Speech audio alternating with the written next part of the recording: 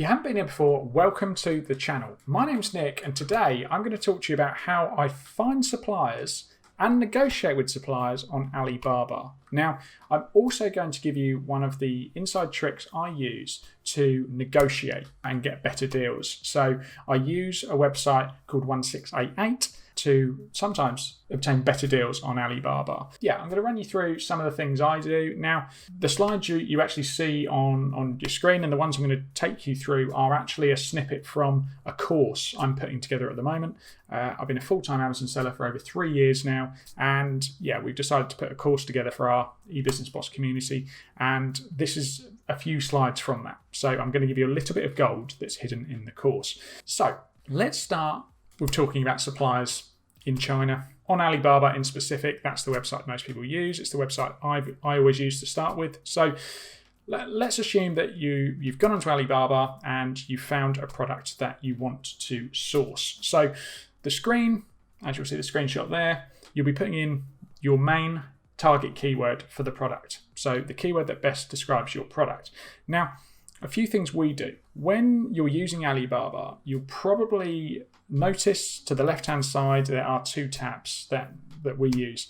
And if you haven't noticed these, then pay attention. So they're called Trade Assurance and Verified Supplier. So trade assurance is a form of insurance. So Alibaba, according to their T's and C's, will protect funds that are paid through this program. So that's really important. We've used suppliers before and they've literally taken all of our money and didn't send us the products. So we learned the hard way that trade assurance is a very necessary part of dealing with suppliers when you're building relationships in the first stage. So use these tabs, check them both so that you can filter results accordingly. Verified supplier, that just basically means that the people with this status are some of the most trusted sellers and suppliers on the platform. So it's based on how long they've been selling, how many transactions they have under their name. Yeah, and we will dive into another screen in a moment and I'll show you how I would start navigating the Alibaba site using these tabs. So once you have started to find listings, what should you actually do next? You start to find suppliers. Well, you need to start comparing listings from different suppliers. So a lot of suppliers will actually have multiple listings of the same product. You need to make sure you're getting quotes, you're getting comparisons from different suppliers. We're looking for the best quality at the best price. So we're not always looking for the cheapest price. I quite often say to people, don't go with the cheapest option. You don't want, to save, a few $100s and actually end up with a really low quality product that, you're going to be able to sell for a few weeks and then your view rating is just going to dive. And yeah, it's just not a good long-term strategy. So once you've found some suppliers and you can open multiple tabs to do this if you want to keep track, but you can simply use the Contact Supplier button or the Chat Now button. So with the Chat Now button, you can start speaking to agents if they're live there and then. So a few tips, be very, very clear about what you want. So before you go and speak to these suppliers, work out, what's your minimum order quantity? What order quantity can you actually afford to pay for your products? What order quantity do they offer? You need to think about these things because some suppliers are only set up to manufacture tens of thousands of units in a run of production. So you need to make sure you find someone that's a right fit for you, and you'll speed that up by just finding out exactly what you want to start with. So one of the most simple tips I give everyone is just be respectful. Treat people as you would, your best friends, your family. Be friendly. And if you really are in this business for the long term, you're going to want to build long-term relationships.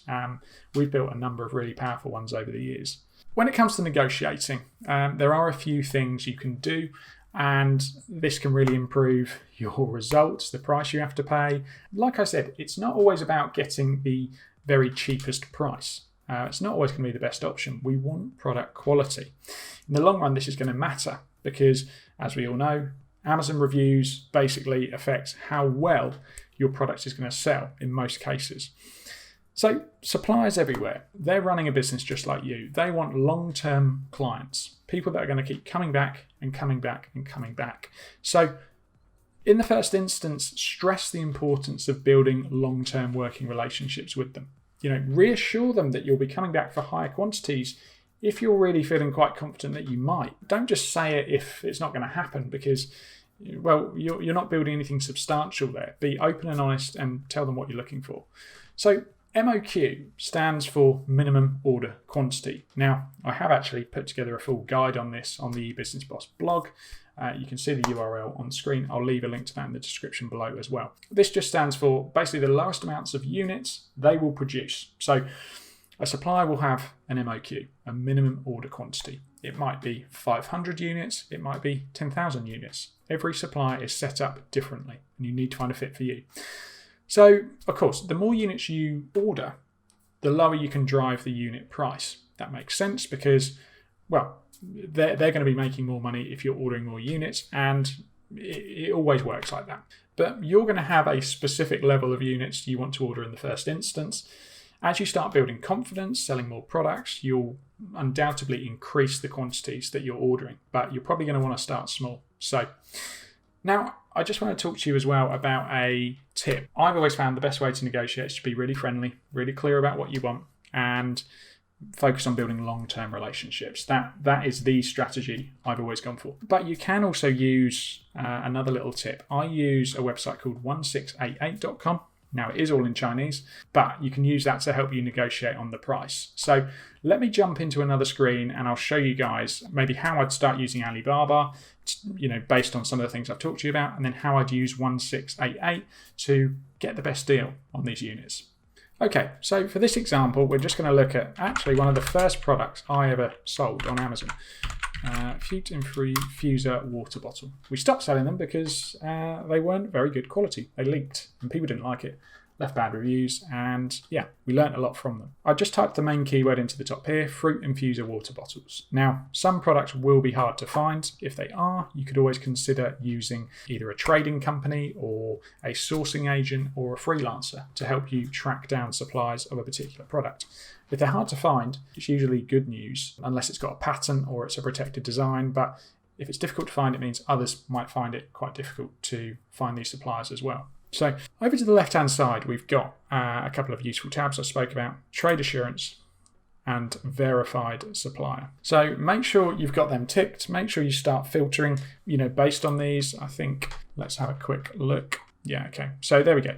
Now we've got suppliers here that fall under this bracket. Now, another tip I will let you guys know, I discuss it more in the course, but there are differences between you dealing with the factory directly and you dealing with trading companies. So they both have benefits. Now, trading companies are companies that work with multiple factories and will go out and find you factories for your products. You will be paying for that in the unit cost. So they will organize everything for you. If you find a trusted one, you can sometimes get prices you wouldn't be able to get directly, but not always. Sometimes you'll just be paying extra for no reason. But if you look in the company names, Import and Export Co., probably a trading company.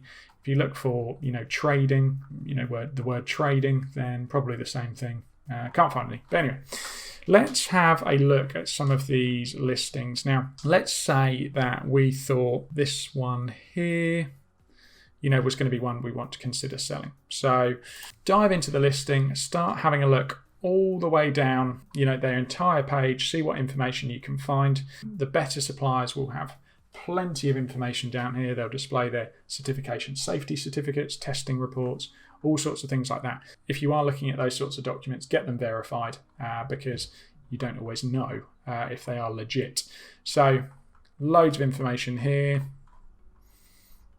Lots of pictures of the company, you'd hope, if that is who they say they are. If I was to want to source this, obviously I'd speak to a different number of suppliers through Alibaba based on those filters. And I would then, if I thought I needed a bit more wiggle room on the price, you could consider using this website, which is called 1688.com. Now, it's all in Chinese. Some of the agents on there, when you speak to people, will speak to you in English, but otherwise you can just, if you like, employ someone to speak to these people on your behalf.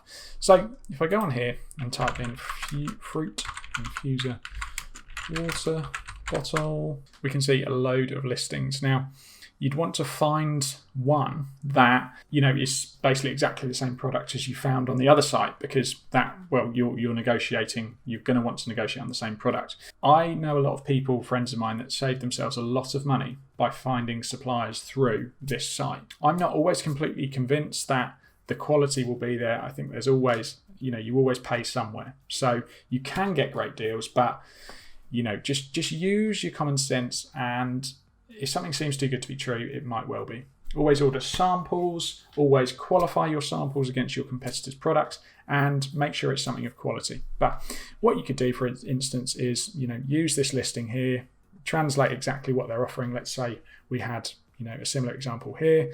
They're saying 1 yen. Okay, so yeah, you can dive into these listings, take screenshots of what people are offering. Again, if you can't access this site, you can find plenty of agents of people, freelancers that will do this for you, and say to them, look, this is the product I want to sell.